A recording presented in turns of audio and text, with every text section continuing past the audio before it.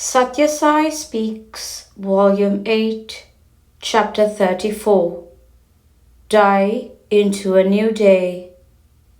This is a conventional celebration, the 12th annual day of the Sathya Sai Hospital, with the principal of the Medical College, Goa, as president, and this vast gathering of devotees from all parts of India as participants. The medical officer presents the report for the year and gives details of the inpatients and outpatients treated, as well as of other signs of progress. But the report naturally is not concerned with the basic question: for what purpose should health be maintained? What is the best use to which the body has to be put? For the body, with all its equipment of senses, intellect, feeling and memory, is an instrument, an implement, a chariot, which one uses for movement towards a goal. The owner of the chariot is any day more important than the chariot itself. It is for his sake that it has to be kept trim and efficient and in good repair. The duration of life is under the control of Him who gave life, the Creator. It does not depend on the calories of food consumed, or the quantity of drugs that are injected, or the qualifications of the physician who prescribed the medicines. The chief causes of ill health and death are fear and loss of faith.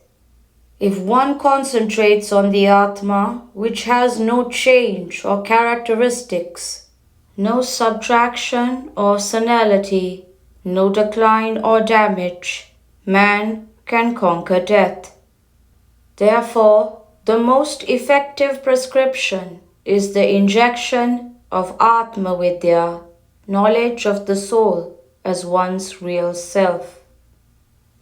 Engage yourself only in sattvic recreations. Death stalks its prey everywhere, at all times, with relentless determination.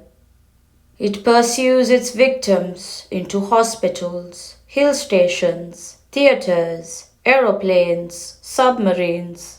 In fact, no one can escape it or take refuge from its grasp. God alone is the giver of life, the guardian of life, and the goal of life. Do not contemplate on death. It is just an incident in life. Contemplate on God, who is the master of all life. God, who is the indweller in this physical frame. Be aware of Him all through life and offer all your activity. Breathing, talking, walking, earning and spending to Him, for it was by Him and through Him that you were able to do all these things. To fall ill and to call in a doctor, this is something unnatural, debasing. Once you have offered yourself to God, it must be well with you. There can be nothing ill. Regulate food habits. Restrain the greed of the tongue. Eat only sattvic, conducive to equanimity, or pure foods. Engage yourselves only in sattvic recreations. Then you can be free from physical and mental ill health. Bear calumny, loss, disappointment, defeat boldly and with equanimity. Then no mental depression can overwhelm you. I must tell you that I am happy when someone among you is subjected to suffering, for that is a chance given to you to demonstrate your intelligence and sense of values. Harishchandra, the emperor who stuck to the truth in spite of agonizing travail, which he could have avoided by the utterance of a single lie, had a series of terrible disasters: poverty, exile, persecution by his creditor, the sale into slavery of his queen, his son, and his own self, and the demeaning job that was allotted to him by his master in charge of the cremation ghat in Varanasi, the toll collector. He never broke or bent, but stuck to his determination not to yield to unrighteousness. Think of Namasmarana as a spiritual discipline. The name of God is the most effective tonic. It will keep off all illness. Do not indulge in Namasmarana as a pastime or a fashion or a passing phase, or as the unpleasant part of an imposed timetable, or as the bitter quota to be fulfilled each day. Think of it as sadhana, to be taken up seriously for the purpose of reducing your attachments to fleeting objects, purifying and strengthening you, and liberating you from the cycle of birth and death. Hold fast to it as the means of rescuing yourself in every way from the bonds of time and change.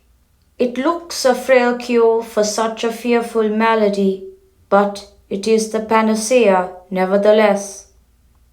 The common excuse for escaping from this urgent duty to oneself is that one has no time for Namasmarana. In the hectic schedule of activity that has become the lot of man at the present time, if the burden of 100 odd jobs can be borne because they are unavoidable, can the extra job of Namasmarana, in the hectic schedule of activity that has become the lot of man at the present time, if the burden of 100 odd jobs can be borne because they are unavoidable, can the extra job of Namasmarana be such an undesirable addition? He who carries 100 can surely carry one more. Moreover, this is a continuing basic activity, not part of a schedule of events. It has to become as much a must as breathing, as welcome to the tongue as sugar, as essential for happy living as sleep or food or water. This one ever-present job will alleviate the burden of all the 100 jobs, make them all lighter and more worthwhile. Rise every day with the thought of God. Spend every day with the name of God. Go back to bed with the thought of His glory as enshrined in His name. Know that life is one long ordeal. You go to bed on a certain date and day. You wake to find that the day and that date have changed. You have grown a day older. Death has come a step nearer. Much water has flowed under the bridge. Similarly, when you go into sleep, death, great changes happen. You awake to a new date and a new day, with old tendencies and traits still affecting the new embodiment. Life is one long ordeal. Know this even when things seem to be quite exhilarating. Any moment the road may turn into a morass. The sky may darken, fortune may turn away.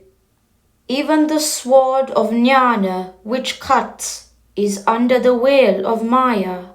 Discriminate between the real and the unreal early enough during the journey towards the goal.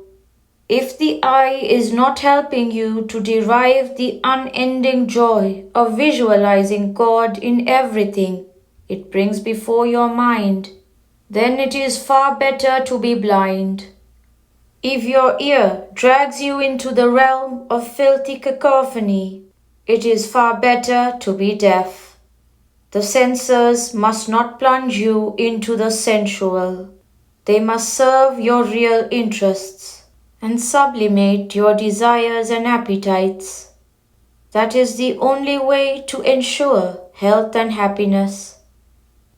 Prashanti Nilayam, September 23rd, 1968.